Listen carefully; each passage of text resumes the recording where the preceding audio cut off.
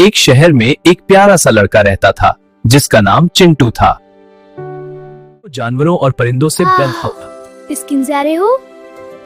कितने प्यारे। रास्ते में एक छोटा सा जख्मी तोता मिला। तोता उड़ नहीं पा रहा था। छोटू कहाँ जा रहे हो? बेटा, तोता उड़ नहीं पा रहा था।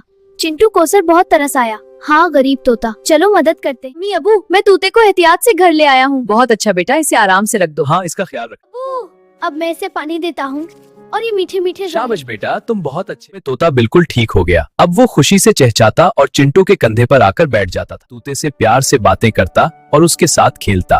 चिंटू चलो। चिंटू ने इसका नाम मिठू रख दिया। हाँ, मिठू बहुत अच्छा नाम है। मिठू मिठू। एक दिन चिंटू ने सोचा, अगर मैं मिट्ठू से सच्चा प्यार करता हूँ तो उसे आजाद भी करना चाहिए। चिंटू ने पंजरा खोला। मिट्ठू आसमान की तरफ उड़ गया। मगर हैरत की बात यह थी कि वो रोज वापस आकर चिंटू से मिलता था।